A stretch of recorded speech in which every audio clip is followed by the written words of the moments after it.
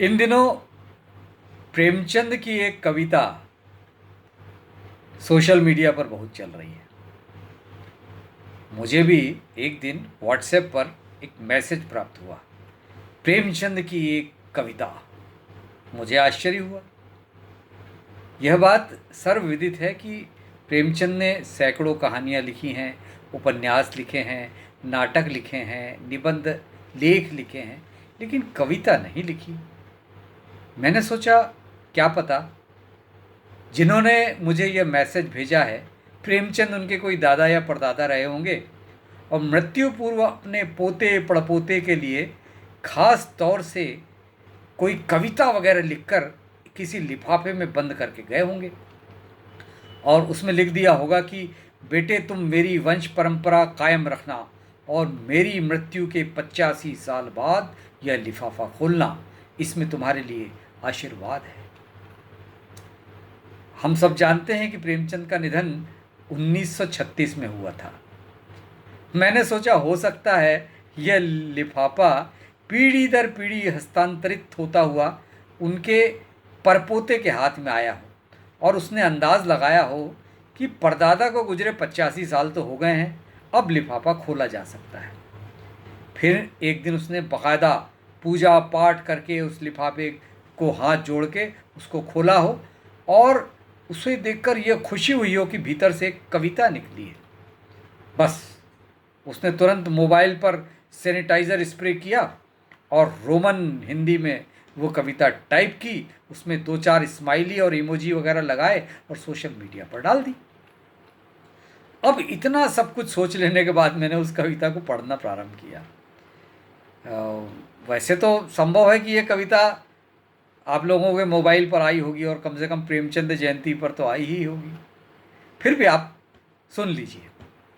ख्वाहिश नहीं है मुझे मशहूर होने की, आप मुझे जानते हो बस इतना काफ़ी है। अच्छे ने अच्छा बुरे ने बुरा जाना मुझे, क्योंकि जिसकी जितनी ज़रूरत थी उसने उतना पहचाना मुझे। वाह वाह। कुछ दिनों बाद फिर एक मैसेज आया मेरे पास। पिछली बार लिखा था प्रेमचंद की एक कविता, इस बार लिखा था प्रेमचंद की एक सुंदर कविता। मुझे लगा कि कुछ ऐसा हुआ होगा कि जिस तरह से मुझे ये पंक्तियाँ मिली उस तरह से वो किसी और को भी मिली होगी, और जैसी उसके पास वो पंक्तियाँ पहुँची होंगी उसने सोचा होगा कि अरे ऐसे कैसे हो गया, असली लिफाफा तो मेरे पास है जो मेरे परदादा प्रेमचंद जी ने मेरे दादाजी को दिया था।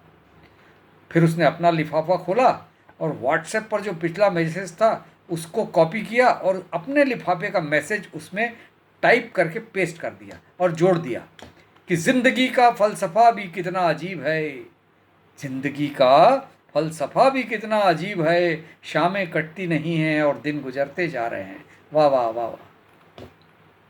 और उसके बाद वो नीचे वो ताली बजाने वाली इमोजी भी लगी थी। दोस्तों अभी बात ख़त्म नहीं हुई है। फिर ये व्हाट्सएप मैसेज उस भाई के पास से किसी और के पास पहुंच गया, जैसे मेरे पास आया। उसने देखकर कहा, अरे प्रेमचंद का असली वारिस तो मैं हूँ। उसने अपने पुराने दस्तावेज खोजे और उनमें से प्रेमचंद का एक शेर निकाल दिया, प्रेमचंद की दिल को छूने वाली एक कविता।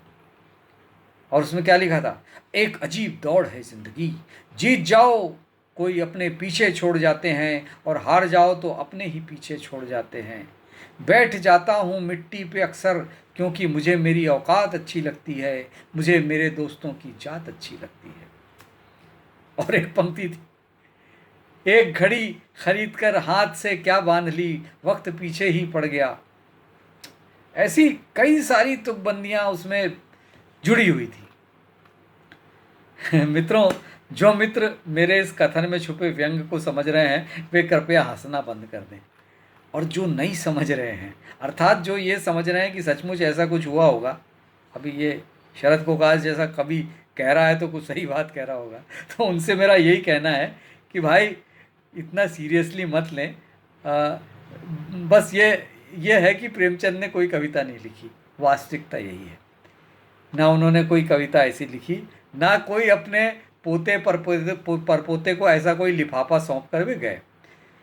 बस ये सच्चाई मान के चलिए। लेकिन जो गंभीर बात जो मैं कहना चाहता हूँ कि ऐसा क्यों हुआ होगा? प्रेमचंद के नाम से एक फूहड़ सी तुकबंदी सोशल मीडिया पर वायरल क्यों हुई? मित्रों, इसके पीछे कुछ सामाजिक और मनोवैज्ञानिक कारण हैं, वही मैं आपको बताना चाहता हूँ। प्रेमचंद जी के नाम से लिखने वाली ये जो कविता है, ख्वाहिश नहीं है मुझे मशहूर होने की, किसी कवि या एक कवि की लिखी हुई कविता नहीं है, या तो किसी की चुराई हुई कविता नहीं है। जैसा कि व्हाट्सएप पर होता है, उत्साह से भरे हमारे कुछ युवाओं ने जो हल्का फुल्का बहुत हल्के शब्दों में कुछ चीज़ें लिखते हैं, जिसमें दिल होता है, प्रेम होता है, ख्वाहिश, अरमान, चांद, ऐसे शब्द होते हैं।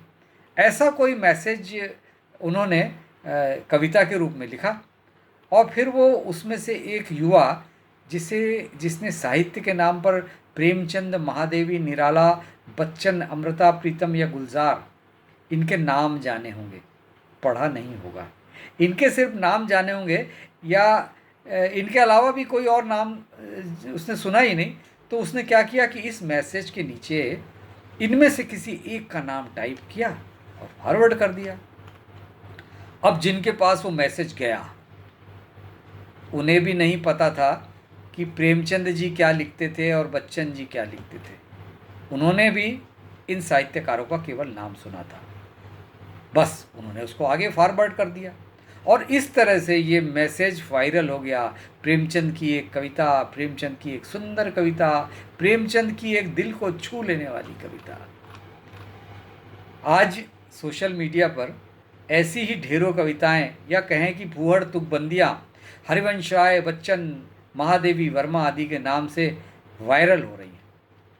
खुद मेरी ही एक कविता जो 1995 में मैंने लिखी थी और जो वागर्त में प्रकाशित हो चुकी थी, अनकही, वो भी अमृता प्रीतम के नाम से सोशल मीडिया पर बहुत चल रही है।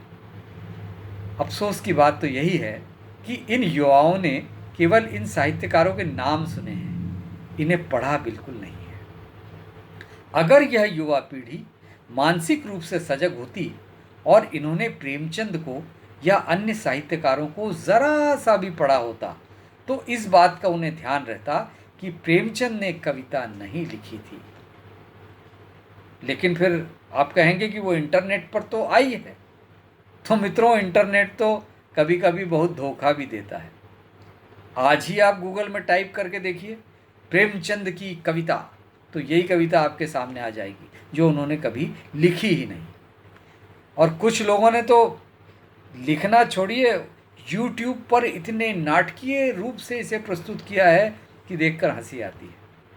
इसलिए मैं आपको सावधान करना चाहता हूँ कि अपने देश के साहित्यकारों, कलाकारों, रंगकर्मियों को लेकर मानसिक रूप से सजग रहिए।